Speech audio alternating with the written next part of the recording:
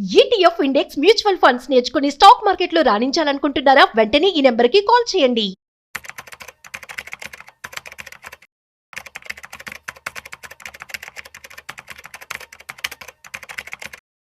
నమస్తే, welcome back to Suman TV. ప్రస్తుతం మనతో పాటు ఉన్నారు స్టాక్ మార్కెట్ అనలిస్ట్ సుందరరామరెడ్డి గారు. నమస్తే సార్. నమస్తే ma'am. Sir, large cap mutual funds ఉన్నాయి కదా, వీటిలో ఇన్వెస్ట్మెంట్ చేసినప్పుడు చాలా తక్కువ రిటర్న్స్ చూస్తున్నాం మనం. ఎందుకంటారా? అంటే కేటగిరైజేషన్ చేసుకునే దగ్గర ఏమన్నా మిస్టేక్స్ చేయడం వల్ల అంటారా?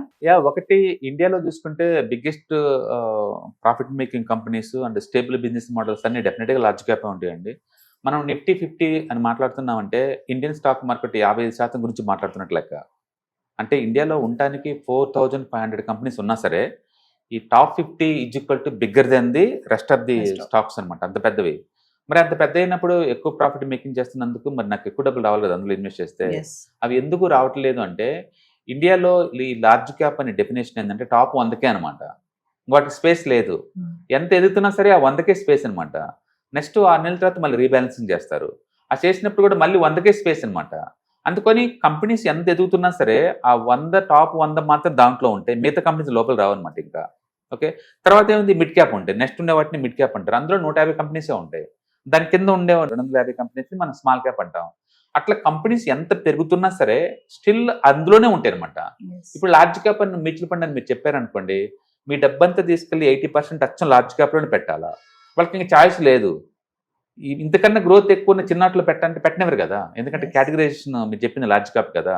అందుకని రెస్ట్ ఆఫ్ ది 20% మాత్రమే వాళ్ళు beyond the large cap invest చేస్తారనమాట. అందుకని ఎంతకాలం ఉన్నా ఈ 100 కంపెనీసే లార్జ్ క్యాప్ గా 2 years 5 years down the line లో 1-2 కంపెనీస్ మారిపోతుంటాయి అంతే. యాక్చువల్లీ వీళ్ళు మోడర్న్ తగ్గట్టు వీళ్ళు కూడా మోడర్నైజ్ అవ్వాలి, దాన్ని రీడిఫైన్ చేయాలి ఖచ్చితంగా. అప్పుడెప్పుడో పెట్టుకున్న డెఫినేషన్ అండి. అంటే ఇప్పుడు మనం చూసామనుకోండి, టోటల్ స్టాక్ మార్కెట్తో పోల్చుకుంటే ఒకప్పుడు లార్జ్ క్యాప్ అన్నాం అనుకోండి, లార్జ్ క్యాప్ అంటే ఆల్మోస్ట్ 16% అండి. ఒకప్పుడు ఈ 4500 కంపెనీలతో పోల్చుకున్నప్పుడు లార్జ్ క్యాప్ అంటే 69% stocks belongs to large cap, top 100 ఉండేది. ఇప్పుడు మనం చూసామనుకోండి, లేటెస్ట్ డెఫినేషన్ ప్రకారం 61 డ్రాప్ అయిందండి. అంటే ఎంటైర్ మార్కెట్ పెరుగుతుంది ఇప్పుడు. ఇవి పెరగట్లేదు, అంత స్పీడ్ పెరగట్లేదు. అంటే ఇప్పుడు 61 ఉంది దీంట్లో. అందుకని ఎక్కువ అమౌంట్ మనకు రావాలంటే బాగా పెరిగే స్టాక్స్ దీంట్లో ఉంచాల్సిందే.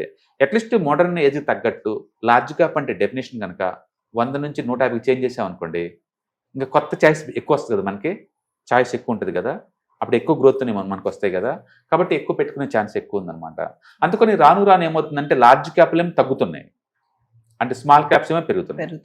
లార్జ్ క్యాప్ 69 నుంచి 61కి వచ్చింది. అదే టైంలో మిడ్ క్యాప్ అయితే 16 ఉండేది ఒకప్పుడు, ఏది 22లో. ఇప్పుడు కరెంట్ 19 వచ్చింది. అంటే 3% పెరిగింది మిడ్ క్యాప్ కేటగిరీ స్టాక్స్ యొక్క మార్కెట్ క్యాపిటలైజేషన్. అదే టైంలో స్మాల్ క్యాప్స్ ఒకప్పుడు 14 ఉండేది 2022లో. ఇప్పుడు కరెంట్ 19% వచ్చేసింది. కాబట్టి సైజు పెరుగుతుంది చిన్నటికి, పెద్దటికేం తగ్గుతుంది. ఎందుకంటే మనం రెస్ట్రిక్షన్ 100కే ఇచ్చాం కాబట్టి. అందుకని మోడర్న్ థీమ్ తగ్గట్టు అట్లీస్ట్ ఇది లార్జ్ క్యాప్ డెఫినేషన్ చేంజ్ చేశారనుకోండి, మనకి ఎక్కువ స్కోప్ ఉంటుంది అనమాట. అందుకని టాప్ 100 బదులు టాప్ 150 అని చెప్పామనుకోండి, కొంచెం ఒక 3% ఎక్కువ వచ్చే ఛాన్స్ ఎక్కువ ఉంది మనకి రిటర్న్స్. అలాగే మిడ్ క్యాప్ అంటే 150 దగ్గర నుంచి ఒక 500 వరకు అన్నాం అనుకోండి, అంటే స్మాల్ క్యాప్స్ 500 బిలో అన్నాం అనుకోండి, బాగుంటుంది అనమాట. అందుకని వీళ్ళందరూ రీక్లాసిఫై చేస్తేనే బాగుంటుంది. అంటే ఈ మధ్య మ్యూచువల్ ఫండ్ కంపెనీల్లో కూడా ఈ డిస్కషన్ బిగినింది ఆల్రెడీ. బహుశా ఫ్యూచర్లో ఈ డెఫినేషన్ మార్చేస్తే ఎక్కువ రిటర్న్స్ వచ్చే ఛాన్స్ ఎక్కువ ఉంది. ఎందుకంటే మనం ఒకసారి లార్జ్ క్యాప్ మ్యూచువల్ ఫండ్ అని భయపడి నొక్కామంటే నీ డబ్బులు తీసుకెళ్ళి 100లోనే ఇన్వెస్ట్ చేయాలా, ఇది 80% వరకు. చాయిస్ ఏం లేదు నీకు, ఎప్పుడు 100 స్టాక్స్ ఏంగా. అదే నువ్వు స్మాల్ క్యాప్కి వెళ్ళామనుకోండి, 250 స్టాక్స్, చాయిస్ ఎక్కువ ఉంది. సో న్యాచురల్గానే నీకు ఎక్కువ వచ్చే ఛాన్స్ అనమాట. ఒకప్పుడు 30,000 ఉంటే లార్జ్ క్యాప్ అండి. ఒక 10 years బ్యాక్ 30,000 ఉంటే కంపెనీ సైజు దాని లార్జ్ క్యాప్ అన్నారు. ఇప్పుడు మినిమం సైజు 1,00,000 కోట్లు అండి, 1,00,000 కోట్లు. సో టైంకి పీరియడ్ అన్ని మారుతున్నాయి కదా. అందుకని వాళ్ళు క్లాసిఫికేషన్ కూడా రీడిఫైన్ చేయాలి, చేస్తే మనకి ఎక్కువ రిటర్న్స్ వస్తాయి. Hello viewers, stock market analyst Sundararamareddy గారి ఆన్లైన్ వెబినార్ కి ఎన్రోల్ చేసుకోవాలనుకుంటున్నారా? ఎస్ఐపి ప్లాన్ గానీ, ఫైనాన్షియల్ ప్లానింగ్ గానీ, మరి రిటైర్మెంట్ ప్లాన్ ఎలా చేసుకోవాలి, కిడ్స్ ఉన్నారు, కిడ్స్ కి సేవింగ్ స్కీమ్స్ గానీ, ఇలాంటి డీటెయిల్స్ అని తెలుసుకోవాలనుకుంటున్నారా? మరి ఫీజు వచ్చేసి 4444. మరి కింద కనిపిస్తున్న నెంబర్ కి కాల్ చేసి రిజిస్ట్రేషన్ చేసుకోండి. స్మాల్ క్యాప్స్ అని నెగ్లెక్ట్ చేయకుండా ఇన్వెస్ట్మెంట్ చేస్తే విల్ గెట్ గుడ్ రిటర్న్స్. డెఫినెట్గా. ఎందుకంటే స్మాల్ గ్రోత్ ఎక్కువ ఉంది కాబట్టి సైజు చాలా ఫాస్ట్ పెరుగుతున్నాయి. అవి లార్జ్ క్యాప్ లో పెరిగే ఛాన్స్ లేదు, ఎందుకంటే 100 కదా సోట్ ఉంది. ఇక్కడ ఇదైతే 250 ఉన్న స్పేస్. ఈవెన్ స్మాల్ క్యాప్స్ కూడా ఛాయిస్ ఎక్కువ ఇవ్వాలి. 250 కన్నా 500 ఇచ్చారనుకోండి, వాళ్ళకి ఎక్కువ స్కోప్ ఉంటుంది కదా. End of the day growth ఎక్కడ ఉంటే అక్కడ మనీ ఉంటుంది. ఎందుకు ఆ గ్రోత్ని రిస్ట్రిక్ట్ చేయటం? అందుకే ఇండియాకి సంబంధించి ఎనీ పాయింట్ ఆఫ్ టైంలో రిస్క్ ఎక్కువ, వాలటిలిటీ ఎక్కువ అనే కానీ micro cap small cap returns ఎక్కువ వస్తాయి. అవును, రిస్క్ ఎక్కువ. ఎందుకంటే సైజ్ చిన్నది కాబట్టి మార్కెట్ పడంగానే ఇవి లోవర్ సర్క్యూట్కి వెళ్ళిపోతాయి. నిఫ్టీ 2 days పడింది అనుకోండి, ఇవి 5 days పడతాయి. బట్ అదే టైంలో నిఫ్టీ 2 days పెరిగింది అనుకోండి, ఈ 5 days పెరుగుతాయి. అందుకని లాంగ్ టర్మ్ పాయింట్ ఆఫ్ లో లార్జ్ క్యాప్స్ ఎప్పుడు కూడా మైక్రో క్యాప్ని స్మాల్ క్యాప్ని అస్సలు బీట్ చేయలేవు. లాంగ్ టర్మ్ పాయింట్ ఆఫ్ లో షార్ట్ టర్మ్ లో బీట్ చేయొచ్చు, ఎందుకంటే లిక్విడిటీ దాంట్లో బాగుంది కాబట్టి. ఓకే, బట్ ఏదైనా సరే ఇండియాలో ఈ క్లాసిఫికేషన్ ఎంతకంత మాడిఫై చేసుకుంటేనే కొంచెం లార్జ్ క్యాప్ లో ఇన్వెస్ట్ చేసిన డబ్బు ఎక్కువ వస్తుంది. అందుకని లార్జ్ క్యాప్ బదులు లార్జ్ అండ్ మిడ్ అయితే బెటర్. ఇప్పుడు అది కొత్త కేటగిరీ ఒకటి ఉంది, లార్జ్ అండ్ మిడ్ అనమాట.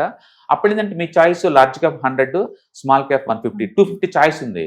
ఈ 250 నుంచి ఫండ్ మేనేజర్ ఒక మంచి స్టాక్స్ ఒక 50 సెలెక్ట్ చేసుకుంటాడు, కొంచెం రిటర్న్స్ ఎక్కువ వచ్చే ఛాన్స్ ఉంది. అందుకని ఎవరైనా లార్జ్ క్యాప్ లో ఉంటే better to move to the large and mid, అది ఎక్కువ రిటర్న్స్ వచ్చే ఛాన్స్ ఉంది.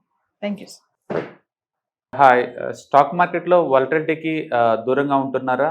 పోర్ట్ఫోలియోస్ అన్ని కూడా రెడ్లో ఉండి బ్లీడ్ అవుతున్నాయా? అంటే స్టాక్ మార్కెట్లో ఉండి సస్టైన్ వలిటీ ఉన్న బిజినెస్ మోడల్ లాగా, లేదా స్టాక్ మార్కెట్ లాంగ్ టర్మ్లో మంచి వెల్త్ క్రియేట్ చేసుకునేలాగా ప్లానింగ్స్ ఏమైనా ఉన్నాయా? అయితే అలాంటి వాళ్ళ కోసం ఈ ప్రోగ్రామ్ అండి.